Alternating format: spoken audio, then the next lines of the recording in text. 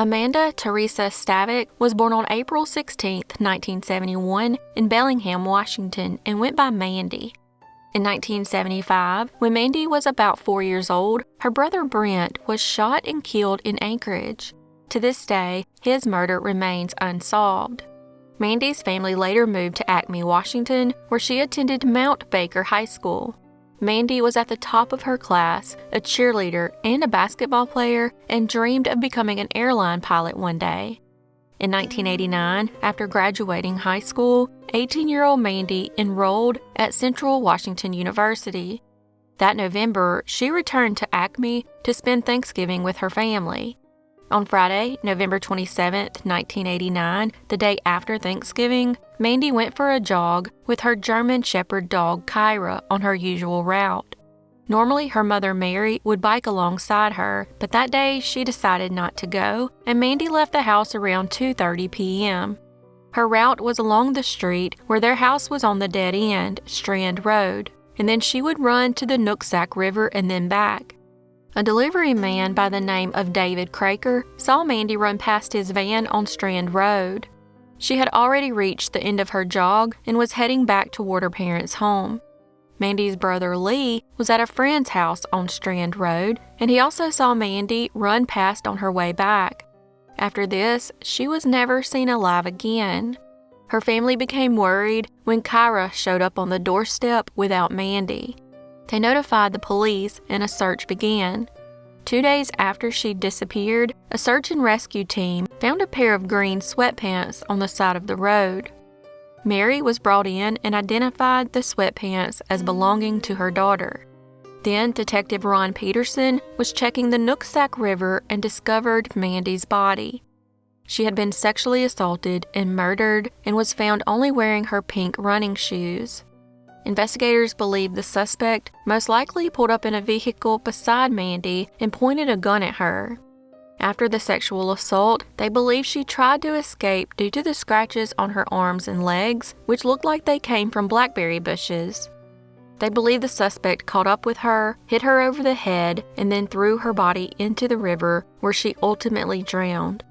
David Craker, the delivery driver, told investigators that he saw a truck close behind Mandy.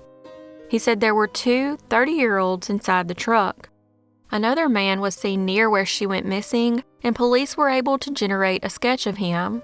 An early suspect was the man Mandy had been dating on and off again for the last 3 years, named Rick Zander. However, since they had DNA from the suspect recovered from Mandy's remains, he was quickly ruled out along with 30 other local men who voluntarily provided their DNA. Unfortunately, with leads and tips drying up, the case would go cold and remain that way for the next 25 years. Then, in June 2013, the case would break wide open after an innocent conversation between two women. Heather Backstrom and Mary Lee Anderson, two mothers who had grown up in Acme, were at a water park with their children. The two women barely knew each other, but they ended up striking up a conversation. They got on the topic of Mandy's death, which was still well known in the small town, when all of a sudden, Heather tells Mary Lee that she knows who the killer is. Shockingly, Mary Lee responds that she also knows who murdered Mandy.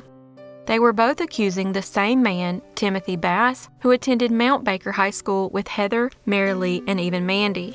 While the two women didn't know each other, they both had strange encounters with Tim. According to Heather, when she was 15 and Tim was 22, she sat next to him in a friend's truck after a softball game heading to Dairy Queen. Tim began aggressively flirting with her, making her very uncomfortable. After the incident, she made a point to stay away from him.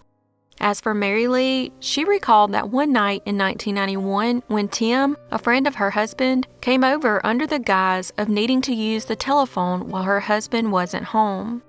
But when he dialed the number, Mary Lee could hear the sound of a disconnected number. Tim then found Mary Lee in her bedroom and declared his love for her before asking her to have sex with him. Panicked, Mary Lee ordered him to leave, which he did only after she threatened to call the police. The two women had kept these stories from the police for all these years, but now, together, they knew it was time. By this point, Tim was married with 3 kids. Despite living less than 5 minutes from Mandy at the time of the murder, he claimed to have barely known her and refused to give investigators his DNA. Now that investigators had the women's stories, they reached out to Tim's boss, Kim Wagner, for help in obtaining his DNA. She watched Tim closely and waited for him to discard a cup or even a can. Eventually, her efforts would pay off because 3 months later, she was able to obtain a plastic cup and a Coke can that Tim had used.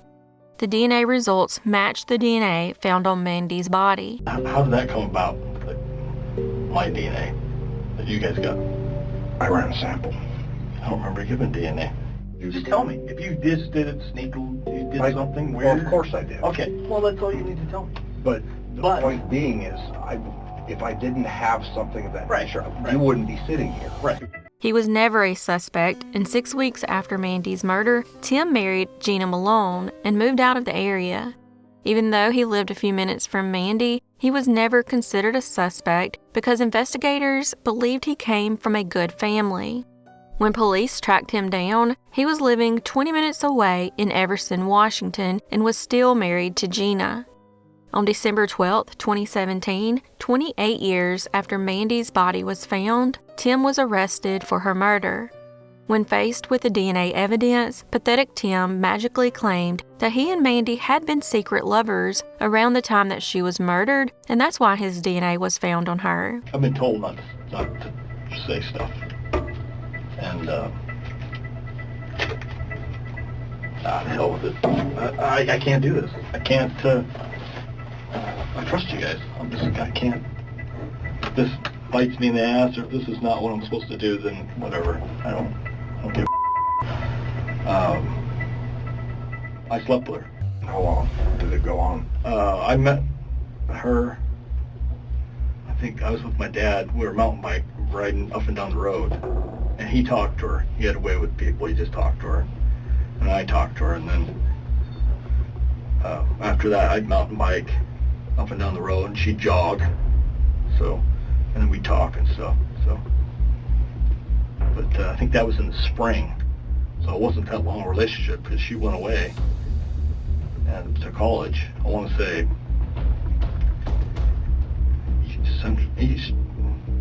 Eastern or Central? Central. Did you have any correspondence with her? Do you have letters, or did you make phone calls to her? No, she just said when she come back, she'd see me. It was more of a friendship type thing. We just talked, and then it just kind of grew into more of a physical thing, and we didn't even really do it that much. So it was more kissing and stuff. At trial, Tim's brother Tom testified that Tim had asked him to say he had a sexual relationship with Mandy, but Tom refused. Tom claimed that when Tim's girlfriend ended their relationship when he was in high school, Tim changed. He said Tim had a pistol in his bedroom that night and fired it into the air, and since that day, he despised women. He also asked his mother to say that his father, who was dead, had murdered Mandy. Tim's lawyers stuck with the secret relationship defense, but the jury wasn't buying it and convicted this loser to 27 years in prison. The reason he didn't get life was because he was not charged with premeditated murder. As of August 2023, the murder of her brother Brent remains unsolved.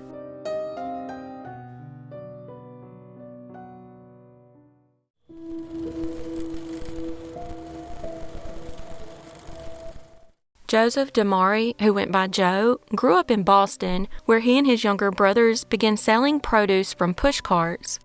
The business would take off, growing into a successful company both domestically and internationally. Later in life, after losing his wife to cancer, Joe remarried a younger woman named Frances DiMare, and she became the stepmother to his 4 children. At the age of 53, Joe lived on Keystone Island in Miami, Florida, and was still running his successful food processing business. In March of 1961, Joe traveled to visit family in Boston. It's there, he told them, his plan to file for divorce from Frances. 1 week later, around 7:15 p.m. on March 24, 1961, he and Frances were on their way to Mike Gordon's restaurant when a strange series of events would occur. Suddenly, a gas station attendant at Sam's Causeway 66 noticed a woman running barefoot toward him. When she got close enough, she asked for help and said she had pulled up to the Causeway Bayshore intersection and 2 armed men had hopped into the back seat. She said Joe asked them what they wanted and they replied money. She said that after forcing her to drive into a vacant lot at gunpoint, one man smashed Joe's face and then pistol whipped her until she blacked out. When she regained consciousness, she claimed her husband was dead. When the police arrived, they found Joe shot to death in the passenger seat of his Cadillac Fleetwood sedan. The car was located nearby San Sauci Estates in an undeveloped residential area adjacent to the Keystone Islands in North Miami.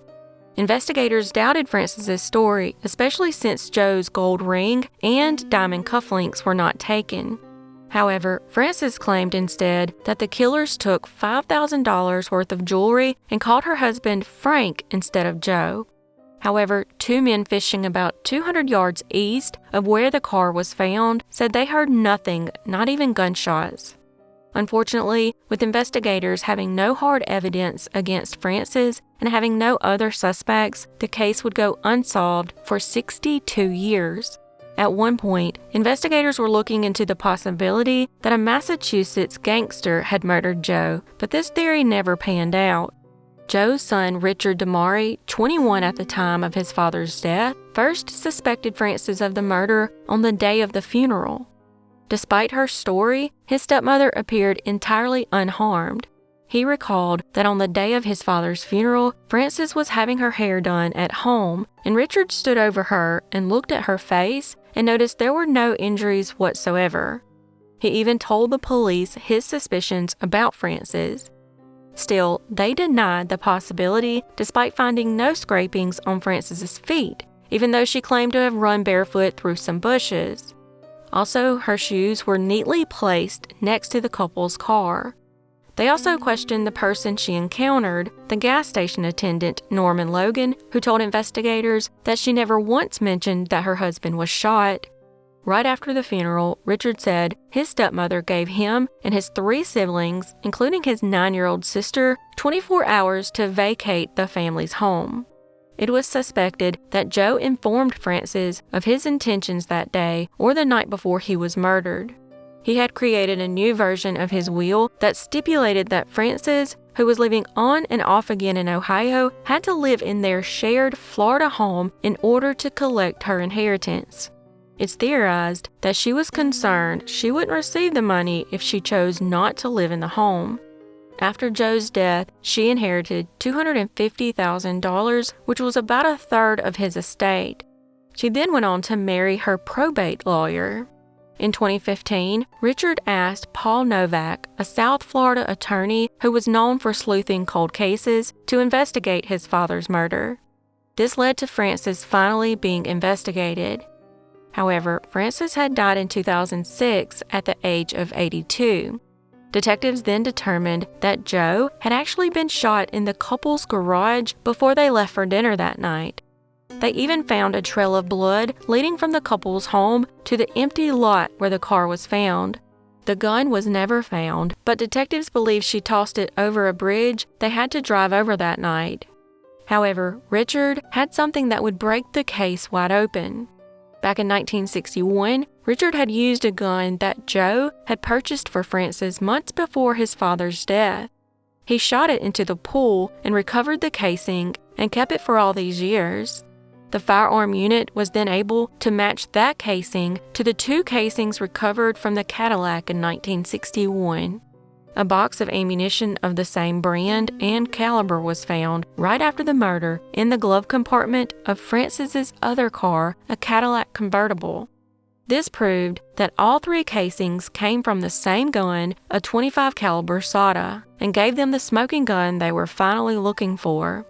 Francis was never fully investigated at the time because an unnamed, high-ranking government official began pushing police to leave her alone, claiming she was merely a victim. It took Richard 60 years to get justice for his father, even enduring harsh criticism from the police for being so persistent over the years.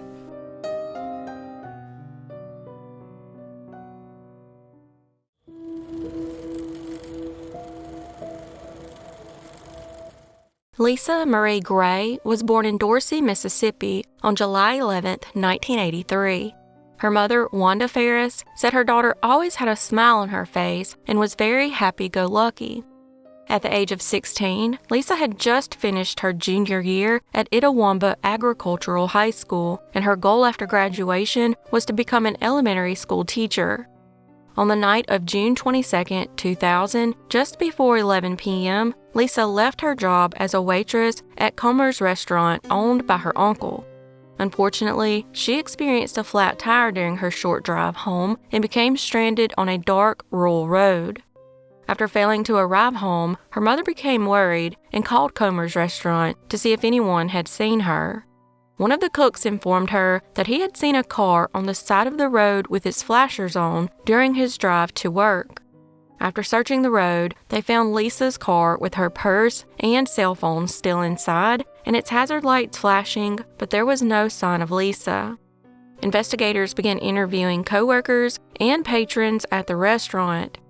One patron stood out to them by the name of Thomas Edwin Eddie Loden, Jr. He had been at the restaurant twice on the day Leesa vanished. According to witnesses, 35-year-old Eddie had made a couple of passes at Leesa, but she had rejected his advances. After learning about Eddie's weird behavior that day, investigators went to his grandmother's home and asked her to search it, to which she agreed. Eddie had a room in the home and would stay there on occasion. Upon searching the room, they found a pair of shorts with blood on them, and they found some rope in his grandmother's car. The police then obtained a search warrant to seize a green van owned by Eddie. However, they initially couldn't find Eddie. Less than 24 hours after Leesa vanished, Eddie was found on the side of the road with the words, "I'm sorry," carved into his chest. He was still alive, but had cuts on his wrist and was rushed to the Mississippi State Hospital. Sadly, upon searching Eddie's van, Leesa's nude body was found inside, under the back seat. She had been sexually assaulted and strangled to death. Investigators also found a video camera, and upon viewing the tape, they saw Eddie torturing, sexually assaulting, and strangling Leesa. The last clip on the video is of her dead body, which shows Eddie still violating her. The attack lasted 4 hours, and you can even hear him taunt Leesa about her virginity. After being released from the hospital, he was taken into custody, and the police searched his grandmother's house, where they discovered a freshly dug grave in the forest with a shovel nearby. His wife visited him while he was in custody, and after this visit, he decided to confess to the sexual assault, although he initially denied killing Leesa. He claimed he was trying to do a good deed until Leesa told him she had no interest in joining the Marines, which enraged him. Eddie was then arrested and pleaded guilty. He was a former Marine gunnery sergeant and Marine Corps recruiter. He was a husband and a father to a 2-year-old and never had a criminal record. He said he arrived at the scene at approximately 10:45 p.m., pulled her into his van, and drove to his mother's house. He told investigators that he spent 4 hours sexually battering her before strangling her to death.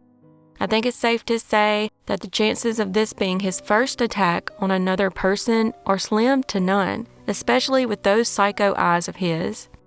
Interestingly, Leesa's tire on her car had been pierced that night at the restaurant, which ultimately led to the flat tire. Investigators believe Eddie had an unhealthy fascination with her and planned out the attack because she rejected his advances. The pierced tire was part of that plan and was meant to get her alone on the side of the road, which it did. After 21 years on death row, Eddie was executed by lethal injection at Mississippi State Penitentiary at Parchman, with Leesa's mother witnessing the execution.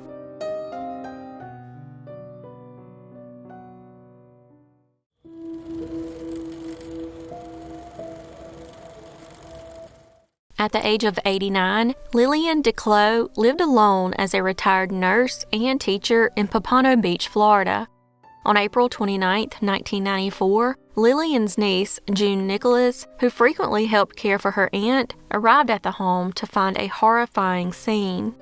Inside, the house was ransacked, and lying on the floor was Lillian's body. She had been sexually assaulted before being murdered and had suffered numerous contusions and fractures to her nose and ribs. Sadly, with little to no leads, the case would go unsolved for the next 3 decades. In 2004, the Broward Sheriff's Office obtained jurisdiction over Pompano Beach, giving them access to Lillian's case. The case was then looked at again, and her nightgown was sent off for DNA testing, and a male profile was found. The DNA was run through CODIS, but there were no matches. In 2019, authorities reopened her case again and began reviewing old case files. In 2021, Broward County reached out to Florida authorities and asked them to do a familial DNA search on its state DNA database. The database produced the name of a relative who had spent time in a Florida prison. From this, they determined that the relative was the son of the suspect, Johnny Mack Brown. Brown lived just around the corner from Lillian in the 1990s and was a former Marine and Vietnam War veteran. His family told detectives he struggled with PTSD and drug addiction and had been homeless for several years. In 2010, he died of natural causes. In August of 2022, with a court order, Brown's body was exhumed for DNA collection. The DNA was an exact match to the DNA found on Lillian's remains, officially solving the case 28 years later.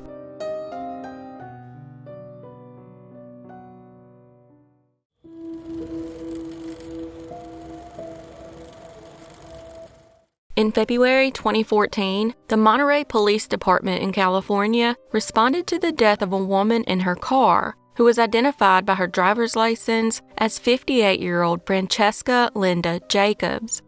Francesca had died from starvation, and at the time, authorities didn't suspect foul play. However, inside her nearly empty apartment, they found something bizarre and shocking: the decomposed remains of another person inside a box under the kitchen table. More specifically, the body was mummified, wrapped in plastic, placed in a wooden crate, covered in even more plastic, and placed inside a cardboard box. Unfortunately, they were unable to determine the person's cause of death. Upon further searching the apartment, they found a handwritten poem that was titled "Safely Home," referring to the writer in heaven, indicating that the woman had been preparing for her death. Another handwritten document, the last will and testament of Francesca Linda Jacobs, showed that her possessions should be given to her landlord in lieu of rent. It also specified that the remains in the cardboard box belonged to her mother, Florence Ida Jacobs. She asked that her mother's remains be cremated and buried alongside her in a cemetery north of Los Angeles. The investigation soon became known as the Mom in the Box case. Neighbors characterized Francesca as intensely private and a little strange. Neither her neighbors nor her landlord had stepped foot in the apartment since she moved in 12 years earlier, and they definitely had no clue that a body was being stored in the kitchen. It wasn't long before investigators were noticing some oddities in the case, such as Francesca appearing older than the age on her driver's license. Also, records about her life only began in the 1990s, and almost no records could be located for her mother, Florence. In late 2022, genetic samples from both women were sent to the private Othram lab in Texas, and the results would surprise investigators. The results showed that Francesca was actually Linda Ray Jacobs, born in 1942, not 1955. Also, the woman in the box was indeed her mother, Ida Florence Jacobs. From this, they were able to track down an ex-husband who said the mother and daughter had a very strange and unusual bond. While investigators don't believe foul play is involved in either death, they are still unsure why Florence was left in a box in the kitchen or why Francesca assumed a new name. I know this isn't exactly a true crime case, but I still found it interesting enough to share.